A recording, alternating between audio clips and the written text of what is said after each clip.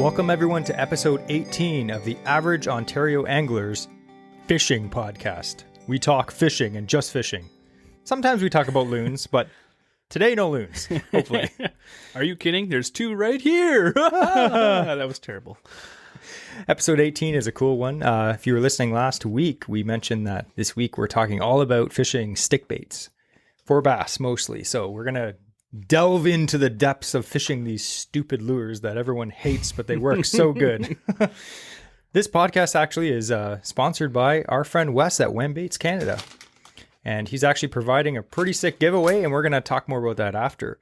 But before we start anything, we have, as usual, the interesting fishing fact of the day.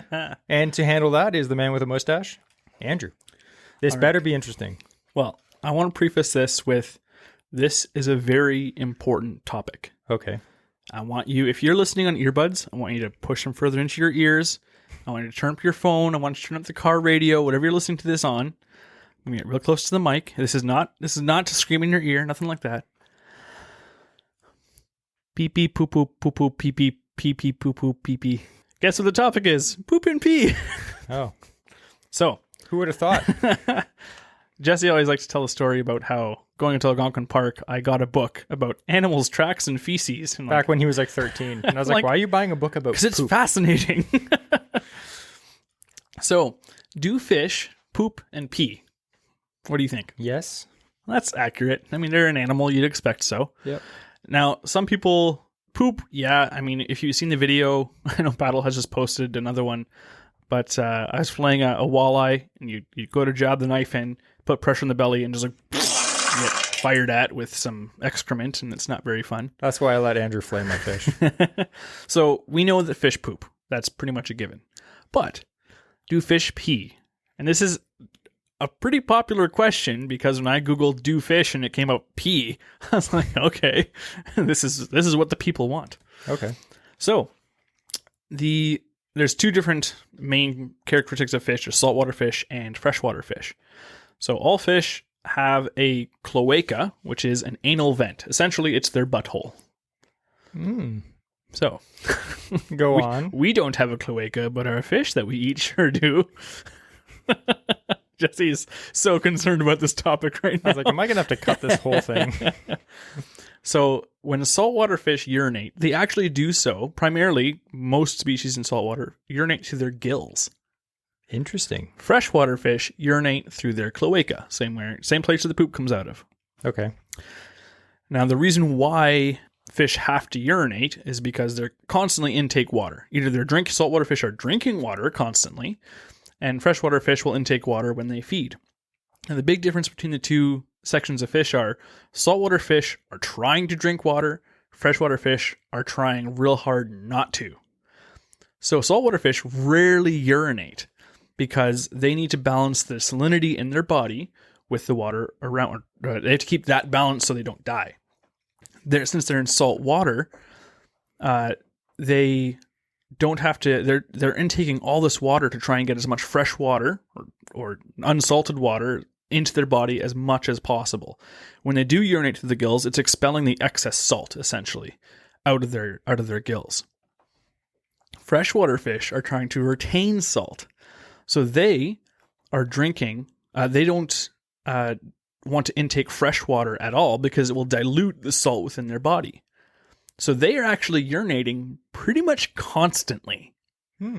So when a freshwater fish, when they feed, they have an intake of water, even just breathing, their gills, because it's how they get their oxygen from the water, it's constantly allowing water, even through their skin, to enter into their body and reduce that salinity. So what they're doing is they're constantly urinating out fresh water, holding on to the salt that they have in their body.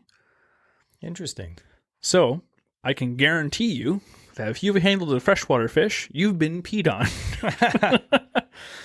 Now, another little interesting fun fact with this is if you peed like a bass, how much urine in liters a day do you think you would pee? Oh, man. The average of humans right now is like 1.8 liters, 2 liters, like tops. Like that's a lot. Okay. That's if you're drinking your 8 cups of water or whatever I'm going to say like 15 liters. 28 liters. Oh, God. So if you peed like a bass, you'd be waking up in a puddle every single morning. Dude, if I peed like a bass, my house would be flooded. Now, when it comes to the excrement, the fecal matter, the fish will only poop as much as they can eat. So the more they eat, the more they're going to excrete fecal matter. I hope no one's literally listening to this in the morning when they're eating breakfast. How are those Cheerios tasting right now? So that's some interesting fishing facts about fish's urination or fish's excretions. An interesting fishing fact that you probably never wanted to know, but now you know. So next time you hold a fish, it's probably peeing on you. Also, remember that next time you go to the lake and decide to take a drink of the water. That's another thing I was going to mention too, because everyone's like, oh, it's gross to pee in the water. Like literally, if you're swimming in fresh water, pretty much everything in that water is peeing around you constantly. Have fun at the cottage this year, kids. Make sure that when you're hot to dive into that icy cold lake full of pee. That was interesting. Now I have to give Andrew a rating, and I'm going to give him a rating on the number scale this time. And I'm going to give him the interesting rating of 83. Not bad 83. For a poop topic. Not bad. I was going to give him like 63, but we'll give him an 83. I did research for that fact, man. It took real balls to come up here in front of all these people and talk about fish poop. Well, another thing too, the reason why freshwater fish have to urinate constantly, they don't even have bladders. True. So they have nowhere to store it. So that's why it's Imagine if humans didn't have bladders and you just throughout the day you're just literally leaking. What do you mean imagine? I have to go every 5 minutes. Road trips kill me. I've gone on many road trips with Andrew, so I can attest to that. Anyway, that was interesting. So now we're going to get back to our main topic and to talk again about our podcast sponsor, Wham-Baits Canada. And if you've heard our podcast, maybe a bunch of episodes ago, we also had Wham-Baits sponsor an episode, and he loved it so much that he wanted to do it again. And we said no, but we let him because he's awesome. Just kidding. We said yes because we love that guy. We're just going to talk a little bit about Wham-Baits first before we get into our topic, because our topic is about stick baits or Senkos or dingers, whatever the heck you call them. They all have 20 million names. Wham-Baits Canada has his own variations of those, and he actually has 2 different kinds. And we're going to show you those right now. Now, the first one is called the Wobblin'. And I'm going to describe it to you if you're listening to this on a podcast streaming service. It's basically a stick bait, but there's like a bulge in the middle. Yeah. Right in the middle, exactly in the center. So if you are going to hook it, you're going to hook it right through that area. And they have a really crazy wobble on the way down. They're called wobblins. Obviously, they wobble on the way down.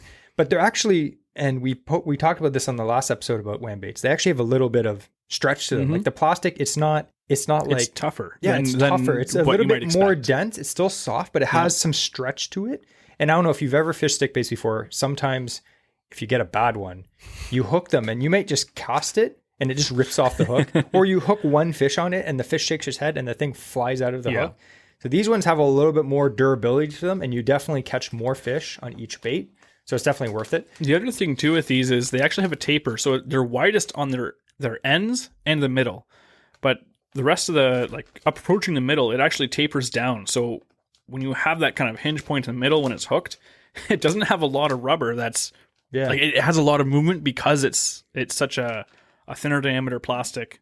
It definitely helps it wobble as opposed to a lot more than a typical stick bait. And it's a mold that I've actually never seen before. Yeah. Everyone has the typical 5-inch Senko mold that, everyone has, and everyone has it because it works. Yep. And everyone has different colors and ways and different densities of plastic and salt content and all that stuff. So literally all different brands are different. So they're not all exactly the same. We're going to get more into that. And when we say that everyone has the mold for that one, like Wham-Baits, he has a really cool one here. And he also has the typical 5-inch because Senko it works. It works. And one thing that I will say, and I'm not even just saying this because we like Wes. Wes has some really cool colors. Actually, he 100%. Came by the shop the other day to drop off some of these baits that we could look at that we're actually going to ship out to a lucky winner. And that color right there that you have in your hand, I what's love it called? So this is called green pumpkin purple. Okay, so if you've listened to this podcast for any amount of time, you'll know that my favorite color for fishing is green pumpkin. Yeah. This And whenever we bring up purple, we say is classic. Like Yeah. that was for Jesse and I. For when we bass? first started our bass fishing, Purple. the first color worm we ever bought was purple because we read the books about Yeah. purple being the bass color. In the olden days, right? Yeah. But this color is green pumpkin, but it has like a purple sheen to it. Iridescence. Yeah. Yeah. It, like, you know, when you look at a worm and it has Kinda that like a sheen, shine. like, yeah. Like after it's, you dunk it out, like you rub the dirt off or whatever. And yeah, it has this weird like shine on a nice healthy worm. That's what you get with these. Like it has that really bright iridescent purple on top. Yeah, and we talked for a few minutes and I kept looking at that bait and I put it down. And then like 2 minutes later I pick it up. I was like, man, this color looks amazing. And he's like, man, I've had so many people tell me that they love it. Like he posted a few things on Instagram. And if you don't follow him on Instagram, it's going to be a link to his Instagram in the show notes below. So definitely check him out. But it's a fantastic color. And now I'm kicking myself because I ordered some stuff before and I didn't ask for that color because he didn't have it yet. Now I have to order more stuff. So another cool thing too is like when you look at it, we talked before about like transitioning colors, right? Color shift baits. Yep. So Wes has some of those as well. This I would also consider a color shifting bait. Yeah, look it up. Because when you look at it here, when you're looking down onto it, it's a well-lit area, you're seeing a lot of that purple. You're seeing the purple fleck in it. You're seeing the iridescent purple on it. You lift it up and it just goes like pure like green pumpkin. Yeah. Like very cool. It's really neat. Like you kind of miss that purple, which means that as it's falling down, when the fish, depending on where in that water column it's falling, it's looking different to that fish. Exactly. And it's something that maybe in pressure water, the fish just haven't seen before. Yep. Because Sankos or stick baits, they're great. They catch fish everywhere, but sometimes the fish get used to seeing them all the time in very public water. So anyway, we're going to talk a little bit more about his baits and the giveaway coming up. But we're just really excited, and he's giving away 7 bags of plastics, and they're all really cool colors. I'm kind of mad because like I get some of these giveaways to give away, and I'm like, would they know if I stole some of it? And so far, you haven't known. And I'm just kidding. We haven't stolen any of it. But anyway, we're going to get into this. So this episode 18 is about slinging stick baits. Say that 20 times fast. Do you want me to? No, don't. It's impossible. I already tried. So the origins of the stick bait. Now, if you've listened to this podcast before, you know that me and Andrew love old fishing books. And if you look into any old fishing book from like the 70s, the 80s, you'll notice that stick baits weren't a thing. They weren't invented yet. No. They weren't, but now it's a staple. So this is a little bit about the history of the stick bait. So you probably heard the name Yamamoto. They're the ones that came out with the original. Like it's called the Sanko or the Cinco or however you pronounce it. And Gary Yamamoto designed this iconic bait in 1996. So you and I were born. Yeah. A fair bit of time ago. Gary Yamamoto, he's a bait maker, and he's like, just imagine the scene. He's sitting at his desk. He has a piece of paper out. He has a pen in his hand, and he's just smacking it against his head. And he's like, think, think, think, think, think. And then he looks at the pen, and he's like, wait a second. And he looks, it's a ballpoint pen. He puts it down on the paper, traces it, and he's like, it's gold. How did he trace the pen when he had the pen on the paper? He had 2 pens. So that's a true story. So Gary Yamamoto, he designed this iconic bait from the design of a Bic pen. And if you look at a Sanko, you look at it and you're like, yeah, it's a pen. So it obviously sounds pretty dumb. Like if you were thinking of it before this was invented, you're like, it's a rubber stick. Like literally, it's stupid. And it's funny, in an interview with Roland Martin, if you know who Roland Martin is, he's a super popular angler for years and decades and super popular. And he gave this bait to Roland Martin and was like, what do you think of this? Like, try it out, right? And in the interview, it's pretty funny. And Roland Martin's like, this is the stupidest thing I've ever seen. It's like, you can't sell this. This is going to ruin your company. Yep. This is so dumb. Boy, was he wrong. It literally has become, I'd say, one of the top lures of all time. Yeah. 100%, right? Yeah. And when every other company out there who does what you do copies what you did, you know you did something right. Yeah. And the thing with Sankos, there's, again, every brand makes some kind of a stick bait. I always say Sanko, but what I mean is stick bait. It's just like a generic name that I call it. Like you say, it's like we say Kleenex, it's actual facial tissues, not Kleenex. That's a brand. It's like, Andrew, can you hand me a facial tissue? Okay. So anyway, the reason why Sankos are so popular, obviously they were the original. Lots of R&D went into getting the bait formula perfect. Because as we mentioned before, there's differences in every bait. There's differences in the kind of plastic they use, the density, the salt content, the amount of stretch that it has, the scent added to it. All these different things make the bait, even very subtle differences. Like we were saying with the Woblin that Wham Baits makes, it has a slightly different taper to it. So like different companies have their own different, designs of it. They all basically do the same thing. Some may be preferred to others. You have to try and see what you like. They all catch fish. But stick baits, they're just one of those baits that I hate fishing, but they work. Yeah. And I think they're oftentimes called the stupid bait, right? It's like, oh, just chuck out a Sanko. And the thing is, people, I know we're going to get further into it. People think that, there's one way to fish it, but there's a lot of different ways. Yeah. And there's been variations, and there's been baits that are made that cater to those different techniques. Yep. So it still has the same general profile, but they are slightly different for a purpose. Exactly. Yeah. And like we said, everyone makes them. And why does everyone make them? Because they flat out catch fish. There's no denying that. Think of the most popular ones out there. I mean, you got the Yamamoto Sanko, which is available in tons of sizes. Yum Dingers, Z-Man, Zinkers, Berkeley Powerbait, the General, Strike King, Ocho, X-Zone, True Center Stick. Like that's literally like 1% of them. Yeah. If you go to the tackle, and then there's all the private bait manufacturers, and they have theirs. So you have people like Wham Baits. You got Limestone Lures. You've got, True North Baits. Yep. Everyone has one because they work. True North Baits has one, I think. 100%. Yeah. Everyone has one. But anyway, like we said, they're all different because they have different colors. They have different densities. Yep. And, sometimes they smell good. Sometimes they don't. Pick the one that you like. So anyway, again, Wham Baits has two different kinds, which I like. He has the standard, what he calls his Wham Stick, which is a standard 5-inch stick bait, which is great. And then he also has the Woblin, which honestly, if you see the Woblin, you'll probably want to pick that one up because it's very interesting and unique. So we're going to get into the first question. I'm going to let Andrew handle this. Why do stick baits work so well? So because they have a bit of a reputation for being a stupid bait. Yeah. Right? For me, I would say they work well because they're kind of a finesse presentation. They're not an in your face. They're not even really, you can fish them as a reaction bait, but primarily they were initially made to be wacky rigged and just cast it out and quivering down. And it's just tantalizing would be the reason why it works. Undulating. Yeah. See, like these fish, they're fishing pressured water or they've been on a big feed, or they're not wanting to feed because of the cold temperatures. And here you have a small worm coming down and it's just quivering in front of their face. It's not an aggressive approach. You can still cover a fair bit of water with it. Yep. Not like a spinnerbait or something like that, but again, you're fishing pressured fish or fish with lockjaw. Yep. And this will work because it still has a good enough profile to be a good feed, but is really a finesse presentation. Yeah. And I think that's the thing, it's subtle. It's a very subtle. That's the word bait. I was dancing around that I couldn't figure out. And again, pressured fish love it. Fish that have never seen a stick bait before. Like, here's an example. Me and Andrew, I think it was last year, we pushed our canoe into this back lake in Algonquin. It's just like a little tiny lake that probably very rarely, if ever, gets fished any year. Okay. Mm-hmm. We pushed our boat up through there, and I forget what you were using, but I had a Sanko on, or just like a stick bait. And I was fishing it just, it was like 5 to 8 feet of water. And I was just casting it near logs and lily pads. And these bass, who I guarantee were virgin bass, they've never been caught. They were mint. As soon as the thing hit the water, it would start to quiver down and they would just swim up and nail it.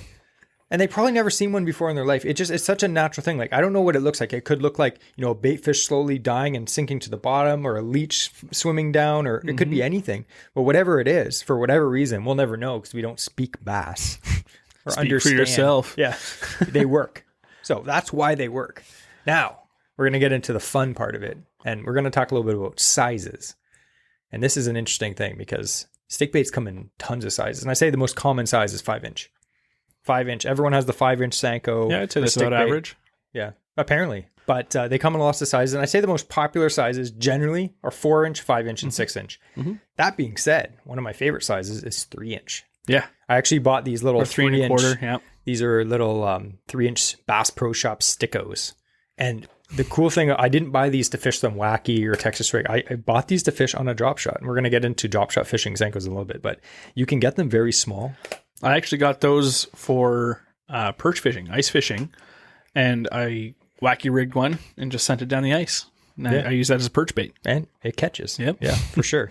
So when it comes to size, if you never fished a stick bait before and you just want to get one size, I'd probably stick to the 4 or 5 inch. I actually really like the 4-inch size. I think 5 is standard, but like the 4-inch size, especially that size, I find for smallmouth especially, 100%. it's a killer. Yep. It's just slightly smaller. It's not necessarily that much smaller of a profile, but it's easy to throw on a spinning rod. It casts far.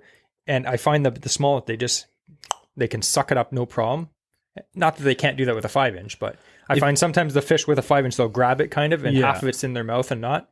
And the other half, and sometimes when you set the hook, if you can't see the fish have it fully in its mouth, you can pull it out of their mouth. Yeah. But with the 4-inch, they just suck that thing in and it's gone. I agree as well, because a lot of the time I fish it, a Senko isn't so much around weeds and stuff anymore. It's around timber or even a pile of rocks. If I know I had a hit there, it's my follow-up bait. Yeah. And so a lot of the time, it's the 4-inch, because in those areas, it's often smallmouth bass in the lakes that I'm fishing. And if I'm targeting largemouth, I will generally go with the 5 or even a 6-inch. But if I'm fishing just general, I want to have one on the boat as a follow-up bait, 4-inch is perfect for me. Yeah, I agree. One reason that you might want to go with a 5 or a 6 as opposed to a 4 is if you're using bait casting equipment. A 5-inch Senko, with the amount of salt content or weight or density to it, you can actually pitch it pretty far. Still unweighted. You can pitch that thing like a half-ounce jig. Yeah. They cast far. And even a 6-inch, like that's a little bit bigger, but if you're fishing for bigger fish, that thing... And they start to get thicker too. Yeah. The longer they get. Whip that far. Yeah. And it slowly sinks to the bottom. Like you don't have to worry about it being heavy and just shooting to the bottom. So those are really the sizes. Again, 4-inch, 5-inch generally is what I use. Probably have like 20, 25, 30 bags of 5-inch stick baits of different brands. It's a disease. We were fishing a lake. One of the first times I ever used Senkos. I guess they were yum dingers actually. But again, I'm calling them Senkos again. The first time I used a stick bait. Yeah. We were fishing with a friend. The three of us went camping on a lake, and we were catching largemouth bass like left and right. We were having like a really good couple days fishing there. Oh, I remember that. Yeah. And we were seeing bass like literally like just with their back wet. They're in 6 inches of water on shore. Yeah. And we're just like forcing this canoe through like super thick weeds, just like you weren't being blown around because you were just sitting on top of clumps of weeds. The slop. And so we're pitching into like whatever pocket we could find with these Senkos. And I was using the 4-inch, and I saw like a big bass, and it picked it up, and then I set the hook and I pulled it out of its mouth. It must have been repositioning at the time because I had the hook in, but just happened to like try and reposition it. Popped out. It happens. And then I went again, wasn't touching it. And then Jesse cast out. He had a 5-inch or a 6-inch white Senko. And I'm like, to me, again, back at this time, I'm like, that's too big of a bait. You won't catch stuff because I was stupid. So Jesse like casts out, and this thing was hitting the pumpkin. Originally hit a 4-inch pumpkin seed. Or not pumpkin seed, 4-inch, what's it called? Green pumpkin. That's the one. And wouldn't touch it again. And then as soon as Jesse cast out this like 6-inch thick white slab of a Senko, it was a weird color. It just like nailed it. Yeah, like, it just swam immediately. Up and inhaled it. So I stole the fish from Andrew. Just changing the color was the deal. The exact same bait, the same stupid bait, and it just changed the color, and it fooled the bass again. Yeah. No, again, bass aren't overly intelligent. And that was the biggest fish of the trip too. It was. What can I say? So anyway, now we're going to talk a little bit about how to rig a stick bait. I'm trying not to say Senko because Wham Baits is like, I'd like to, sponsor this episode, and we're just like talking about another brand the whole time. Sorry, Wes. I mean stick bait. Okay, how do you rig a Wham stick, which is a stick bait? Okay, so we're going to talk about 3 different ways. And the first way is wacky, so we're going to let Andrew handle that one. So wacky is wild. It's probably the most popular way to rig a stick bait. So you just take the middle of the stick bait, you find center of it, and you just put a hook through dead center of it. The most simple way is a hook through the center of that stick bait. Yeah. Exactly perpendicular to the bait itself. And then when you cast out, the hook is fully exposed and it just is quivering down. Yeah, both sides are just... Yeah. If you want to improve on the wacky rig, you can get little O-rings that are designed for stick baits. And they even have applicators that are easier to get it onto that center of the stick bait. And you get that little rubber O-ring on it, and then you can put your hook right around that. That way, oftentimes if you have it through the bait, especially if you're using depending on the brand you're using, it's often soft plastic or it's full of salt, so they'll break easy, like Jesse said. And again, with wham baits, they are tougher, but even if you still wanted to use an O-ring, that will help the longevity of the bait. You'll notice you'll catch way more bass out of one bait. At least double. Because like sometimes with some brands that have a lot of salt content, that's beneficial for some things, but the bad thing about it is it means that they crumble apart. Yeah. So if you hook an actual Senko brand, Yamamoto Senko, through the middle, you might catch 1 or 2 fish on it at most before it rips in half, and then you're stuck with 2 Ned baits after that. if you can get them to the boat. Yeah. So using an O-ring, or even they'll double them up, create an X, then you can get the hook sitting again perpendicular to the bait again. And there's tons of different kinds. Like I find the last few years, a bunch of brands like say VMC, they came out with their crossover rings. So it's a ring that goes around the bait, but it has a built-in ring that's facing the opposite direction. So when you hook the hook in, it's facing perpendicular. It's not in line with the bait, which helps with hookups. Another tip that I saw on the Informative Fisherman on YouTube, which is really cool. If you have a girlfriend or a wife, or you're a girl, the hair elastics. I was wondering where you're going with this. I'm like, you need more help than the men do. So I'm like, what are you doing? That's not true, Jesse. Stop saying that. But you can get, and I found them in my wife's bathroom. She had this bag, and I noticed on this YouTube channel, the guy's like, there's these little black elastic bands. Oh, and the little clear ones too. Yeah, and they're clear, and they come in a bag of like 1,000, and they're like $5. And they look really small, but once you like stretch it, you double it over, literally hold it open with your finger, slide the Senko in there, slide it to the middle. Yep. And that thing is like it's the perfect size to do a double and have it crossed over. And they're super cheap. Like O-rings are overpriced. Buy a bag of these elastics, and I tried it. It works great. Yeah. No complaints. And it's super cheap. So if you want to save some money. And if you're wondering how I know about those, it's because I braid my wife's hair. That's right, fellas. Step up your game. He actually braids his mustache, but disgusting. All right. So Wacky Rig, fantastic. Love it. It's very popular and it works. And it's probably one of the slower presentations that you'd fish a stickbait because of the resistance of the bait going down horizontally, it catches a lot of water, which gives it really good action, but it's very slow. So you're going to be fishing, say you're fishing in slightly deeper water, you have to have a lot of patience to let that thing actually sink down, which I don't have. Andrew has it. He'll sit there for 20 minutes waiting for something to sink, and I'll just be like, I'm already swimming back to shore. So the next way, and is my favorite way to fish a Senko or a stickbait, is Texas rigged. This is a quick aside. You can also use, they have wacky jigs. Yes. Which have a little bit of weight on it. So you can still wacky rig it. You put it on the hook the exact same way, but you can get like a 16th, even a 32nd ounce you can find sometimes. Up to, I've seen them up to like an 1/8 of an ounce. Yeah. And again, they're not designed to be super heavy because you still want a slow fall, but they will, that can double the fall, maybe even triple the fall speed of a Senko when you put one of those jigs on. Exactly. And if you're fishing maybe deeper rock piles or weed edges for smallmouth, getting the bait down a little bit faster can be the deal, especially if there's wind and it's blowing your line and then it won't sink because the line's literally blowing it across the water. Exactly. Yeah. So definitely have maybe 1 or 2 packs of those and some heavier sizes. And they often come with a weed guard, so they're still weedless. Yep. I think VMC has them with a little metal weed guard. I used to use this for years, and they're great. They work great. The next thing that we were mentioning is the Texas rig. Yes. And we'll kind of go 2 ways. Weightless and Texas rigged with a weight. So weightless, I think a lot of people think, stickbaits don't have any action if you Texas rig them. It's only wacky rig. That is false. Like these people have never Texas rigged a Senko and chucked it out and watched it sink. It doesn't have the same action. I was blown away at how similar it was, It's so similar. I was blown because I thought for sure you have the entire weight of a 3/0 hook on the side of this 4.5 inch stick bait. Yep. I'm like 100%. That side's not going to move at all. It's going to be front weight. It's going to slide down. This thing still fell straight down with a little bit more action on one side. Yep. It still fell straight horizontal. If you're fishing around weeds, and I know there's wacky rigs with weedless hooks, that's fine, but it's more streamlined. Yes. If it's Texas rigged, you get, I'd say like 80% of the action, but 100% more weedlessness. Yeah. So you just Texas rig it. You don't need a big EWG, like extra wide gap hook. You just need a standard, I'd say 3 to 4 out worm hook. That's it. Literally just Texas rig it on there and just fish it like it's a wacky rig. And if you're using like a 3-inch Senko, put a 2/0 hook. Like again, adjust gauge the size of your bait.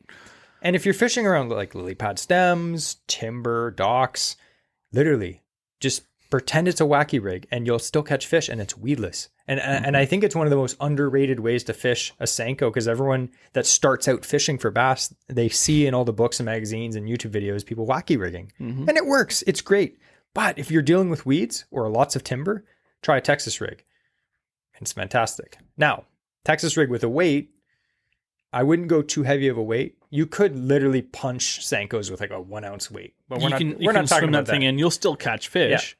Yeah. I like to use a small weight. I'm talking like an eighth, maybe 3/16 of an ounce, just a little tungsten weight. And I'll fish that. Now, once you add weight to a Senko, it doesn't have that slow, subtle action anymore. It just becomes more of like a worm that more like glides through the weeds as you're kind of like pulling it up, and then it slides through. And the bass still love it. You can even use a Carolina rig, where that weight in the front actually will slide up your line. Yep. So then it'll sink faster. You leave, let's say, a foot of line between that stop and that weight. So when it sinks down, it sinks fast for that like first 4 feet of water. The weight hits the bottom, and then you have a nice slow fall for that last foot. Exactly. So you can rig it different ways. There's tons of ways to rig them, and that's still just as streamlined as having a pegged weight and weedless. Yep, which is great. We fish a lot of lakes, obviously, that have weeds in them. Now, you may fish a lot of lakes that don't have a ton of weeds. Like whenever we go up north and we're fishing lakes that don't have a lot of weeds, we're always like, you can cast a treble hook crankbait here? This is crazy. Because we fish like lakes that are just weed choked. So you're going to understand why we like the weedless baits a little bit. But one of my favorite ways, if I have to put on a Senko, is a Texas rig. No weight. Just cast it out there, let it quiver down. And it catches and everything. Again, because I fish it often around timber, that's perfect because there's no exposed hook point. There's no exposed anything in the way of that sinking right down to the bottom of the timber if you wanted to, and you just slowly like pull it through. It'll glide through literally anything. Yeah, 100%. And one tip that I learned, it took me too long to learn this, is there's a special kind of hook called like... well, I'm just going to say the brand name because I'm sure different brands call them different things, but Mustad Ultra Point makes a hook called a grip pin. I think it's like a KVD signature hook. It has this little barb underneath it's just like a EWG hook. It has this little barb underneath below the eye that holds the bait up. Sometimes I notice when you're fishing a Texas rig and you set the hook, the fish gets off and your worm is just balled up on the hook. And you're like, what happened? Well, the worm slid down the hook and pretty much covered the point of the hook, and the fish couldn't get hooked properly. So this grip pin hook, highly recommend them for any kind of plastic bait, especially Z-Man stuff, because they tend to be a little bit slippy on the hook. Use that hook. It actually holds the Senko up, and it saves you on baits because your bait isn't constantly coming up and down the hook and rig time, trying to fix it all the time. And they're fantastic. Another thing too that I've done is winter Texas rigging. Again, you just have that hook the tip of the bait a little bit. What I'll sometimes do is I'll pull it right above the eye of the hook, and the eye of the hook will help hold it on as well. Yeah. And again, like you're not concerned if you're fishing it for pike, you need a leader anyway, so don't worry about that. If you're pitching for bass, if the top of your bait is above the hook eye or below, there's no difference. And in fact, depending on the knot that you use, let's say you are using, like we talked about before, a 3-tag knot, which is a great knot. I love it. You're on fluorocarbon, and it has these little points. So when you pull that bait just to the front of that eye, it locks it in, and there's no more of these little like bits of line, tag ends line pointing forward to pick up any weeds at all. And it can also act as a little like hook or bait keeper as well. Exactly. So little tips like that will help get you a little more fish out of each bait. Yeah. Because I got so annoyed one time. I was fishing not a stick bait, but I was fishing a Z-Man frog, their new goat frog or whatever it's called, and legit every other cast the goat toads. Yeah. Every other cast I was like adjusting it. And then I looked it up online. I was like, what kind of hook? Like there has to be some kind of a solution. And I noticed there was like some like little tab thing. You can press a tab of plastic onto your hook and it holds the bait up. I'm like, I don't want to buy some stupid tab thing. I just want a hook. So I found these grip pin hooks. Those little tabs, by the way. Yeah. If you have a 3-hole punch at your office or at home and you have just a thin piece of plastic, like a, what you'd find on the Duotang cover or something like that. Yeah. Just 3-hole punch a bunch of those, and those little round 3-hole punches that come out, use those. I'll have to try that. Andrew's like, time to go to Staples and buy a 3-hole punch. You know me, I'm all about budget. Go buy a $200 office tool. All right. The next way that I like to fish stick baits is the Neko rig. And if you're like, it's pronounced Nico rig, I'm sorry, my friend. It's a Japanese technique, and the Japanese people, they pronounce it Neko. So I'm going to call it that because that's the actual way. I'll fight anyone on that. Just like I did with the walleye versus pickerel. But the Neko rig, or the Nico rig, however you want to call it, it's basically the same setup as a wacky rig. Similar. Now, with a wacky rig, you typically hook it right in the dead center in the middle. On the Neko rig, it's slightly lower. It's lower towards the bottom. And what you do is you get a nail weight or a nail or a screw or some kind of weight, and you jam it in the butt, right in the tip of the worm. Now, what that does is it creates a worm that, unlike a wacky rig, which undulates down horizontally, the Neko rig goes straight down to the bottom. Yeah. And unlike a Texas rig, it doesn't go head first, it comes tail first. Yeah. So it goes straight to the bottom. And if you're using a stick bait that has some sort of floating properties, oftentimes people use straight tail worms instead of Senkos, but you can use stick baits as well. Mm-hmm. The thing's standing up on the bottom pretty much. And then you jiggle it, your rod, you give it little short pulls, and the thing kind of just like twitches along the bottom. And then when you stop, it just floats up. It's like sitting on the bottom. So it's literally an easy target for any fish swimming by. And it's the reason I like it is, like I said, I'm not patient like Andrew. So Andrew's waiting for this Senko to sink forever. With a Neko rig, it literally is just streamlined straight down to the bottom. Now, it's not a lot of weight that you jam inside the thing. It's only like a 1/16 of an ounce or sometimes even less. But it gets down to the bottom right away. And oftentimes the fish just come up as it's sinking. They just suck it in right away. But if they don't hit it at that point, when it hits the bottom, as you're hopping along the bottom, the fish will come up and just eat it. And it's a technique that, it's not a new technique. It's been out for probably a decade or so, but it's a technique that I just started fishing last year, and it did really well for me. And I think it's just slightly different than what most people fish. So it might be that's why it's effective. And the last technique we're going to talk about is probably one that's the most overlooked for fishing a stick bait. It's drop shot. Now, everyone thinks drop shot, drop shot, you have to fish tiny little baits for smallmouth and clear water. No, you can literally fish drop shot anywhere, from slop to literally Great Lakes in the middle of nowhere. So, well, Jesse, that's actually called power shotting. It's the same thing, bubba shotting. But picture a drop shot. It's the same rig, heavier weight. That's exactly. That's all it is. Instead of using 6-pound test, you're using 10 or 12. And instead of using a little tiny, 3/16 ounce sinker, you're using a quarter, maybe like a 3/8. Instead of a 1/0 finesse hook, you're using a 3/0 flipping hook. Exactly. So you can use any size. A size that I was mentioning before is I have those little 3-inch ones. That's in a more finesse technique. Imagine drop shotting, and instead of a little minnow, jiggling down there, you wacky rig a little 3-inch stick bait, and you just start jiggling it and let it sink, and it sinks down to the bottom. Then you pull it back up, and it sinks down to the bottom. And the cool thing about drop shotting is because you have that initial fall, the fast fall of that big weight, you can fish this effective way, which is a drop shot, but in deep water. Yes. So you don't have to say you're fishing in 20 feet of water. If you want a 3-inch Senko to sink that far, you'll be waiting for like 3 hours. And that's exactly what I did for when I was ice fishing with those 3-inch Senkos for perch. I had a 2 feet between the weight and that Senko, or that stick bait. So as soon as I dropped it down, it fires down to the bottom, but then all the perch are feeding in that bottom 2-foot bandwidth. So I could still jig up that bait and have it quiver down 2 feet, without that bait, without that weight moving at all. And drop shot, it's one of those techniques that it's a classic. Like, it works for so many different ways for so many different fish. And that's one way to do it with the little baits. And if you're fishing, say, a bigger bait, like a 4 or 5-inch stick bait, literally just power shot it. Use it on bait casting equipment, or, at least a medium heavy spinning rod, and just fish it around weed edges. And maybe have like a foot or 2 feet between the weight and the bottom. The cool thing with that is, say you're fishing lakes that have a lot of slime and sludge and thick, crappy weeds on the bottom, it keeps your bait above that. So if you were to chuck, say, like a Neko rig or like a shaky head or something that literally would just go right down into the slop, and you're just jiggling your rod thinking that the bait's dancing it right in the bass's face, it's 7 inches underneath some slop. The bass can't even see it. So if you have that drop shot, you have 2 feet. Your bait is going to be 2 feet above your sinker, which is now in that slop in the bottom. And your bait's going to be dancing above the bottom where the fish can see it. It's perfect. And again, to keep that fall rate, that last bit of that fall after you casted is going to be an unweighted stick bait sinking down. Exactly. And super effective. I did very, very well last year on some of the lakes that we fished.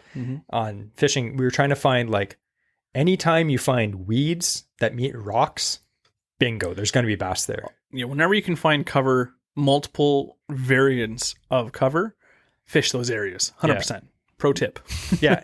If you ever see any kind of transition, Yes. you want to look into that area, especially for smallmouth and largemouth. They love it. There's like rocks and then it turns to weeds. That's a good spot. If it's rocks, sand and it turns to rocks, that's a good spot. Or it's a bunch of weeds and you see like there's, we found a spot like this. There's a bunch of weeds, super weedy lake.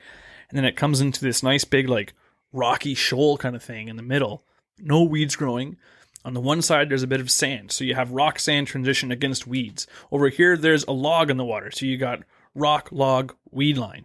Like these and those areas, you'll be fishing. The whole area is good to fish because it's all a clearing against weed line. But as soon as you fish those certain areas on it, there's always a fish in those spots. Oh, always. Yeah. We go to that spot, guaranteed we're going to catch 1 or 2 bass. And usually it's a good one. Yeah. Yeah. So look for areas like that. And if you have a Wham Baits Wham stick on, you're going to catch a fish. 100%. And if you can't, try again. But if you can after that, just give up. Just kidding. That's how good it is. So we kind of got into this, but the next thing we were going to cover is like where to fish. Yeah. So we were just saying like that's one area that's good. One of my favorite, so I was saying my favorite is Texas rig.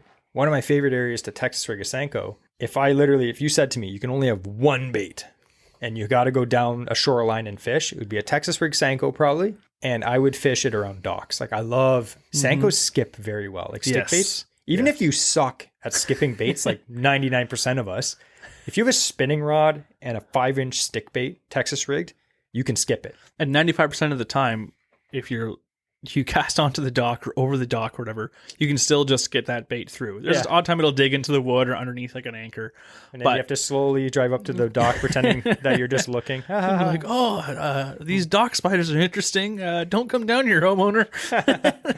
But they skip really well. Yeah. And it's a great learning bait because you're not getting tangled up anywhere near as much as perhaps other baits you might be skipping with. True. And if it's a great practice bait. Just getting into learning how to skip, it can seem daunting. And I'm not going to lie, I'm okay at skipping. Yeah. I'm not a pro at it. But if you're going to start skipping, use a spinning rod.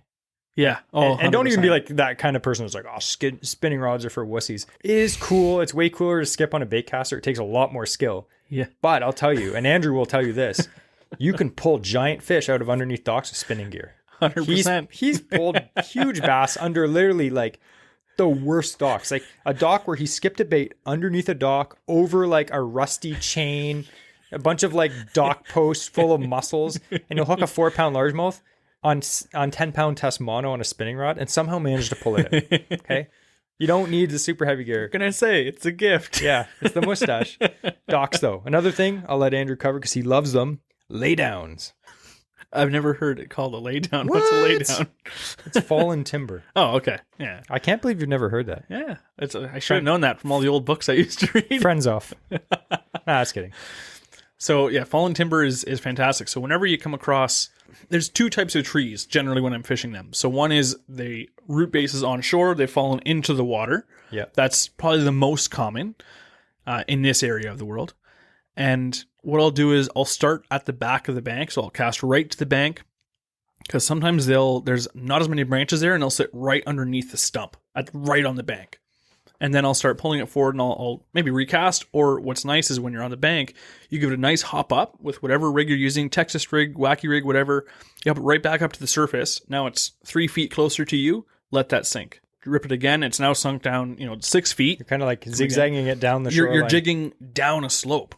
Yeah. So you're fishing with one cast, you've now effectively covered that entire side of the tree coming down. That's a good technique. So that's one I really like. Another type of tree that you'll find is where it's an old stump. I mean, it's a flooded area, let's say. So the whole tree base is in the water. And it's kind of like a vertical log coming up or somewhat horizontal is kind of laying down still, but the root base is underwater and the top of the tree is coming out exposed.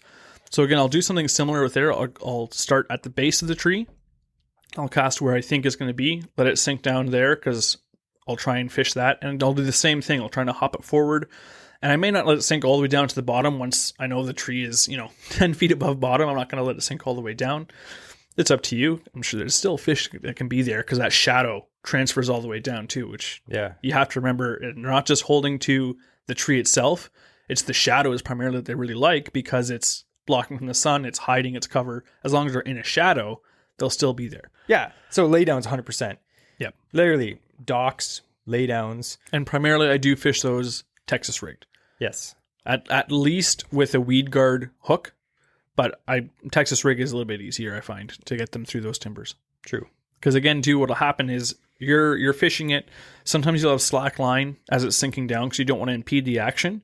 And so a fish will come out from the log jam, whatever, come out, grab it, swim right back in.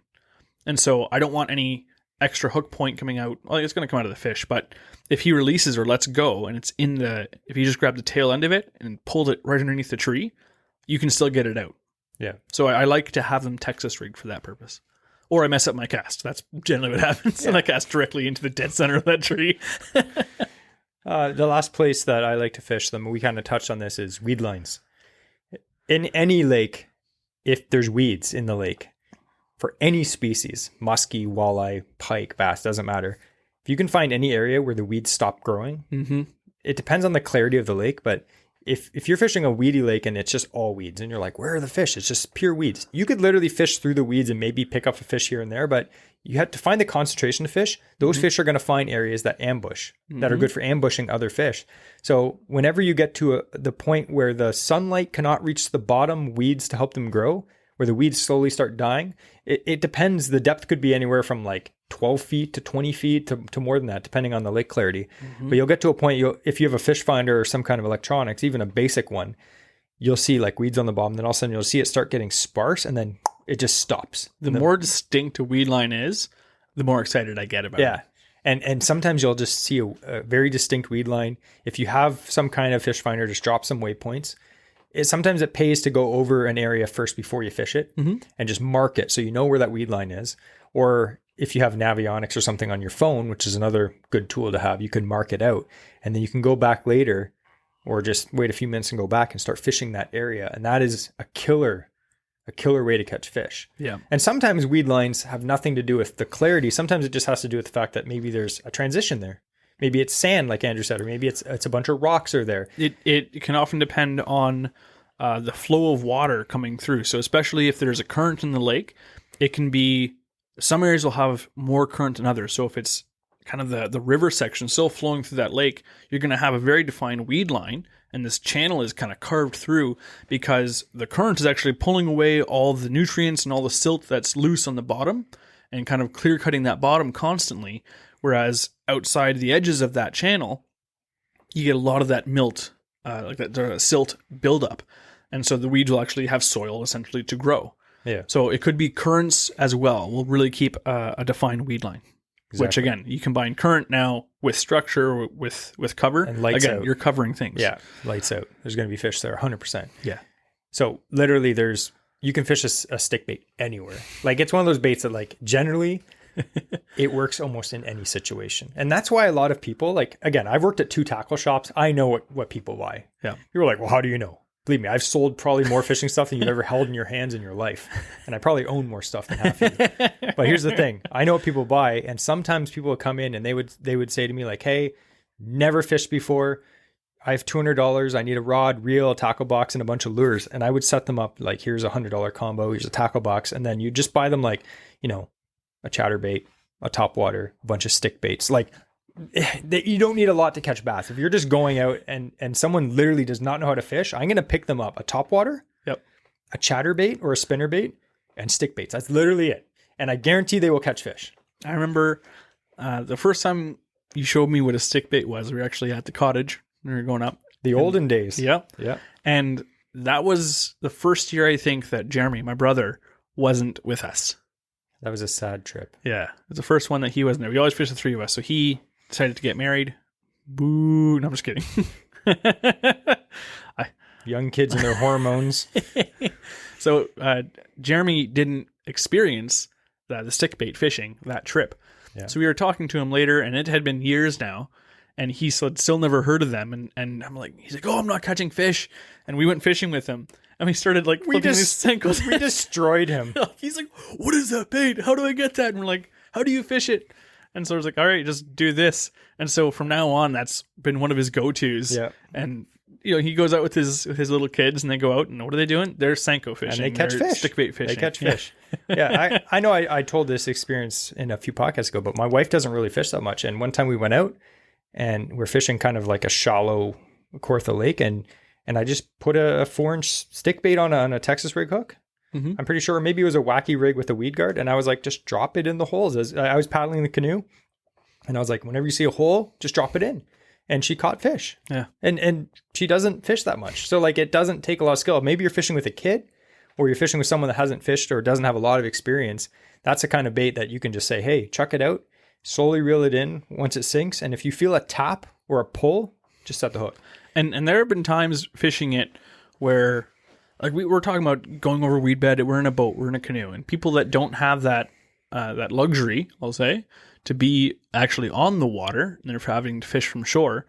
We were fishing at Kawartha Lake, and I think that was one of the times I was fishing with my brother, and we were just shore casting. We were up there for a wedding or something like that. So anyways, took some time out of the day, went fishing. That's the more important thing. So we were fishing, and to describe the area, it's there's a harbor on one side, and then there's a huge weed bed, and there are people fishing from shore, but they're all fishing from the docks in the harbor and from the pier area, because when you're fishing from shore, you're just casting on top of a giant weed bed. Yeah. That's it. And so I didn't feel like standing with all the people weirdos on the pier. So I was standing on the shore in front of this weed bed, and frogs weren't working. No, they weren't hitting top water at all. It's midday.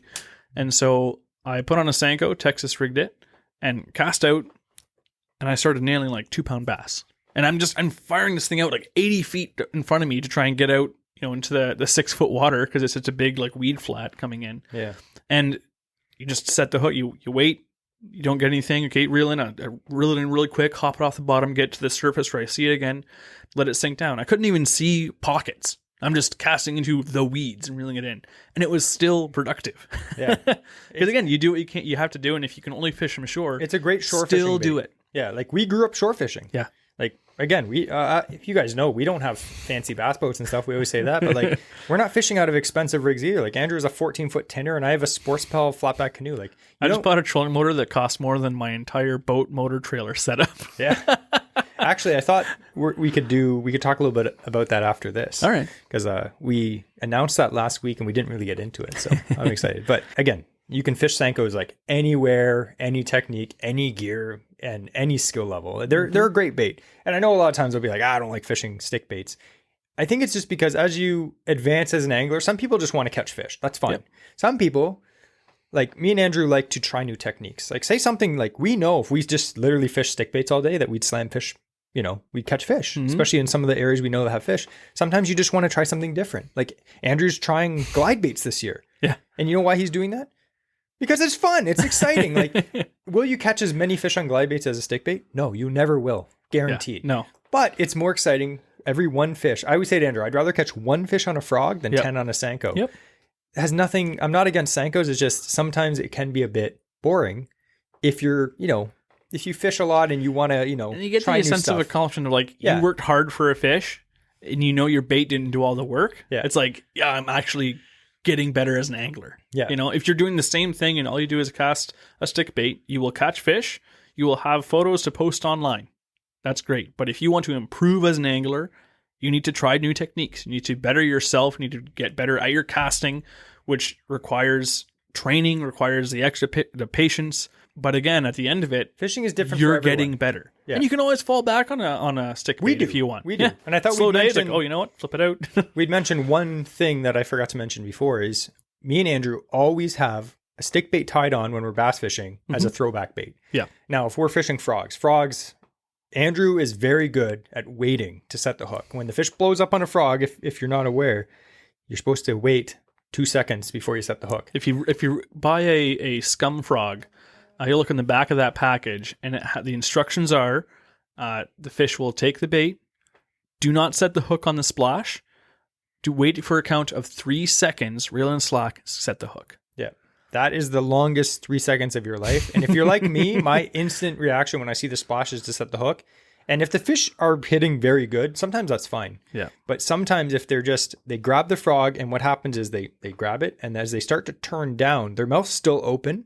Yeah. and they don't actually have the full frog in their mouth, and you set the hook and just pull it right out of their mouth and you lose it. I've done it too. Oh, I do it all the time. So what happens is always have a throwback bait, and a stick bait is probably the ultimate throwback bait because that's such a slow fall. So if I miss a fish on a frog, Andrew picks up the rod and chucks a stick bait right in that same spot. Yep. And I'd say like 75% of the time you catch that fish. Yeah. You have to think that fish, if they didn't get hooked, if they didn't feel the hooks, they probably just thought, oh, that was a frog or a bait fish, something struggling.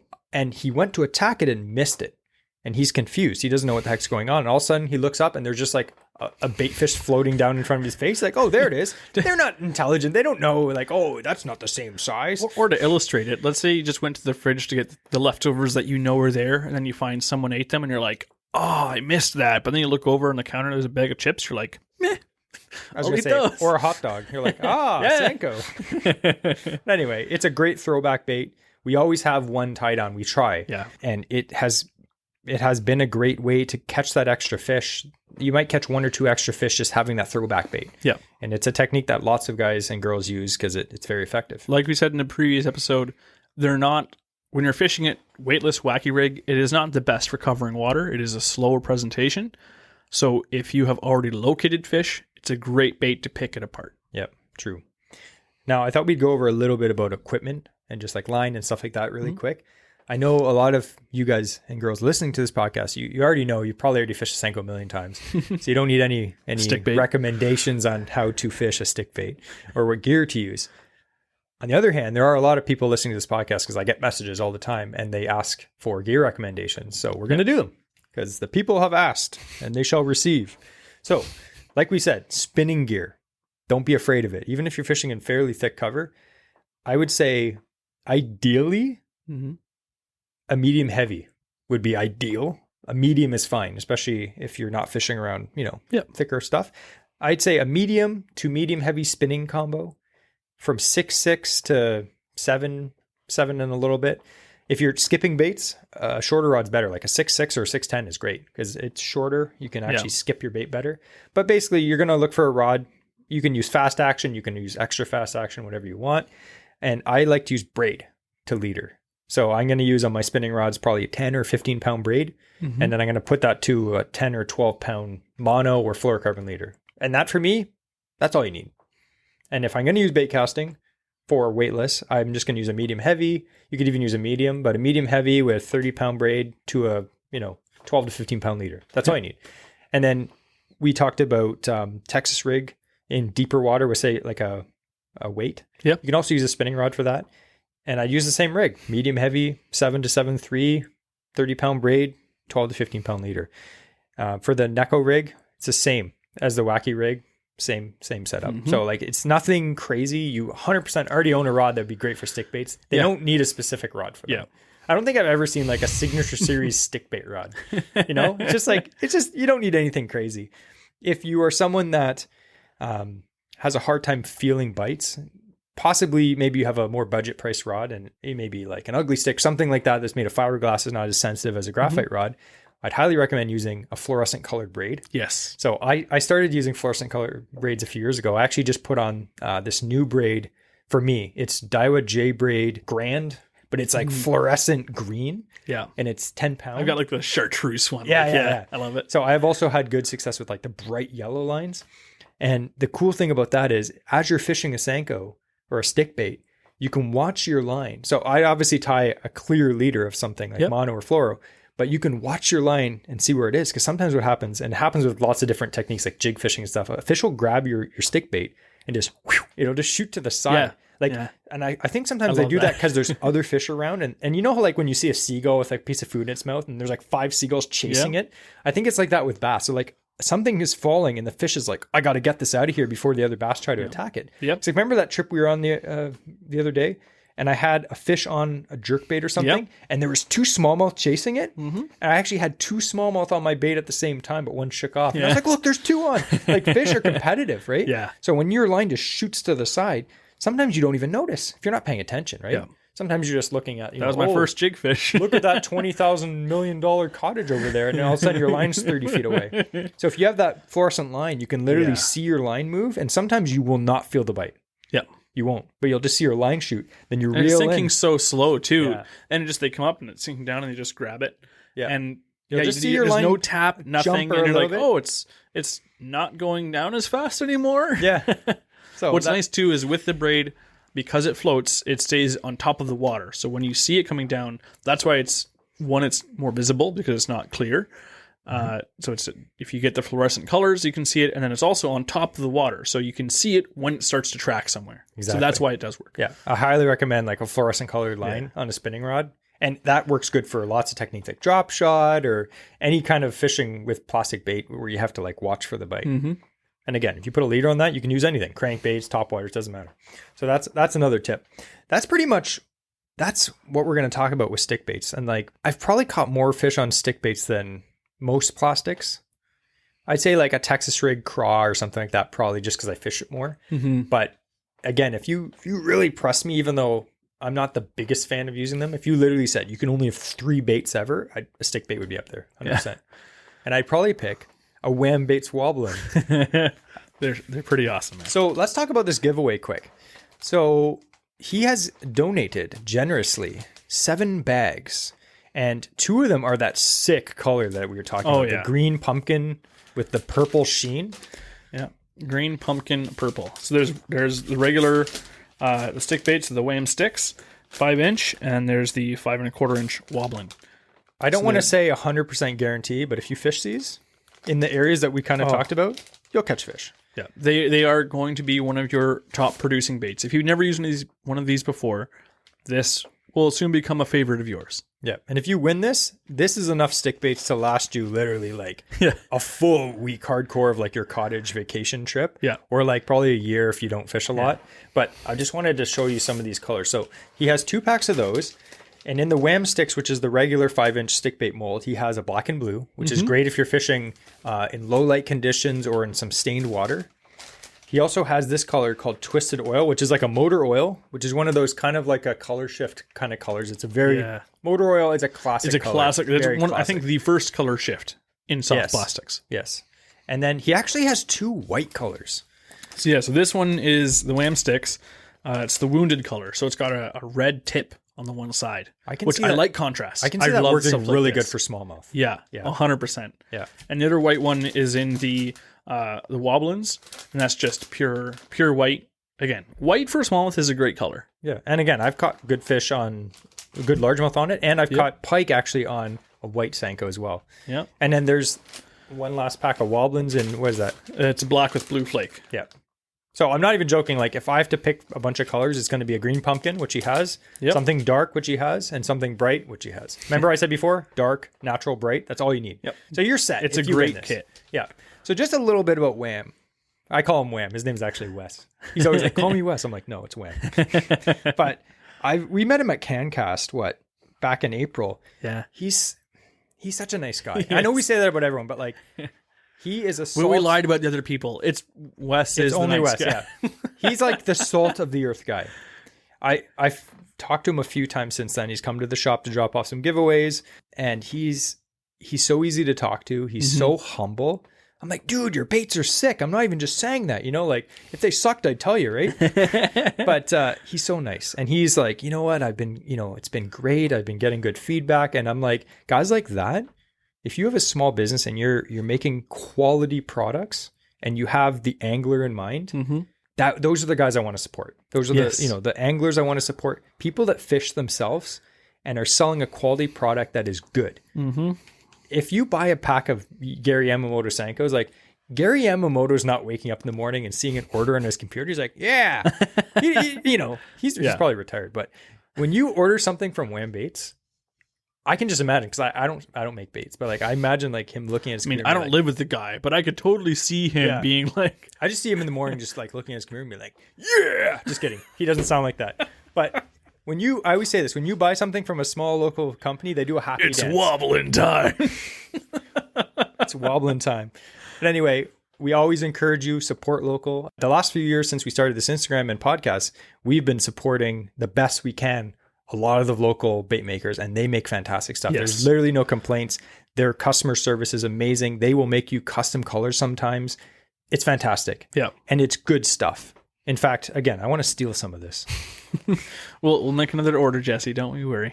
If you check out our show notes in the podcast below, there's going to be a link to his Instagram. If you're on Instagram, follow him, comment on his stuff. There's also going to be a link to his shop if you want to support him and get some stuff. And if you do support him, write in the comments that we sent you. We don't get any kickbacks from that, but it is nice to see that some of the promotion that he's donating for this show is actually working for him. And we would just like to notice to mention as we end the show, we do have a Patreon set up.